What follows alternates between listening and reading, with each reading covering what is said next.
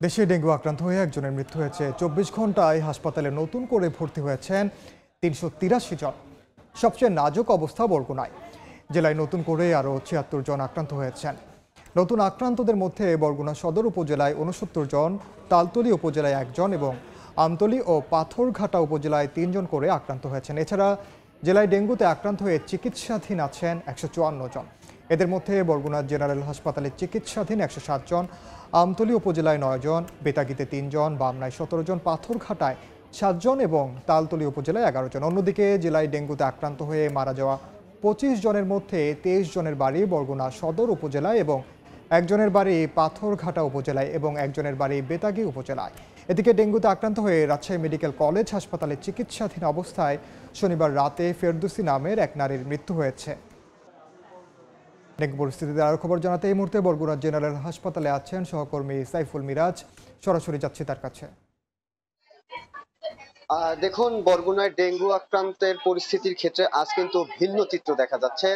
জেলায় নতুন করে ৭৬ জন ডেঙ্গুতে আক্রান্ত হলেও হসপিটালে কিন্তু রোগীর চাপ কমেছে। গত ২৪ ঘন্টায় বরগুনা জেনারেল হাসপাতালে চিকিৎসা নিচ্ছেন ১৫৪ জন, অথচ এই মাসের শুরু থেকেই কিন্তু আমরা দেখেছি ২০০ কিংবা তার আশেপাশে রোগী এখানে ভর্তি থাকতো। অন্যদিকে জেলায়ও কিন্তু ডেঙ্গু আক্রান্ত রোগীর সংখ্যা, হসপিটালে চিকিৎসাধীন রোগীর সংখ্যা কমেছে। আমরা এই মাসের শুরু থেকেই খেয়াল করেছি প্রতিদিন গড়ে ২৫০-র মতো ডেঙ্গু রোগী হসপিটালে ভর্তি থাকতো, কিন্তু আজ টোটাল জেলায় ভর্তি আছেন হচ্ছে ১৫৪ জন এবং সদর হসপিটালে ভর্তি আছেন ১০৭ জন। তো চিকিৎসকরা বলছেন যে ডেঙ্গু আক্রান্ত হলেই যে হসপিটালে এসে ভর্তি হতে হবে বিষয়টা এমন নয়। কিছু বিপজ্জনক উপসর্গ যদি থাকে, যেমন বমি, গলা ব্যথা কিংবা শ্বাসকষ্ট, বুকে ব্যথা এই জাতীয় যদি উপসর্গ থাকে তবেই রোগীদেরকে হসপিটালে আসার পরামর্শ দিচ্ছেন। অন্যথায় কিন্তু বাড়িতে বসেই ডেঙ্গু আক্রান্ত রোগীর চিকিৎসা করা সম্ভব। এদিকে আমরা বরগুনা জেনারেল হাসপাতালের তত্ত্বাবধায়কের সঙ্গে কথা বলেছি। তিনি আমাদেরকে জানিয়েছেন যে বরগুনায় জরুরি পরিস্থিতি মোকাবেলায় যেসব চিকিৎসকদের পদায়ন করা হয়েছিল ইতিমধ্যে তারা যোগদান করেছে।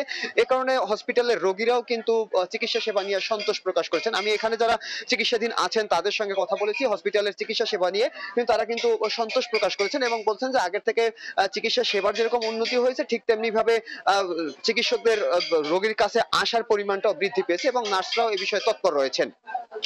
বরগুনা ডেঙ্গু পরিস্থিতি মোকাবেলায় কিন্তু শহরের বিভিন্ন স্থানে কিন্তু প্রতিদিনই দলে দলে স্বেচ্ছাসেবীরা পরিষ্কার পরিচ্ছন্নতা অভিযান পরিচালনা করছে, পাশাপাশি তারা প্রচারণাও চালাচ্ছেন। এর ফলে কিন্তু বরগুনায় ডেঙ্গু নিয়ন্ত্রণে আনা সম্ভব হবে বলে মনে করছে স্থানীয় প্রশাসন। যদিও স্বাস্থ্য বিভাগ বলছে যে সামনে ডেঙ্গুর পরিস্থিতি আরো অবনতি হওয়ার পরিস্থিতি তৈরি হতে পারে, কারণ ডেঙ্গুর পিক আওয়ার হচ্ছে জুলাই এবং আগস্ট মাস। যেহেতু জুলাই মাস সামনে এবং আগস্ট মাসও সামনে, সেহেতু বরগুনা ডেঙ্গু পরিস্থিতি আর অবনতি হওয়ার আরো আশঙ্কা করা হচ্ছে। তো এই ছিল বরগুনা থেকে আমার কাছে সবশেষ। সরাসরি যুক্ত ছিলাম বরগুনায়।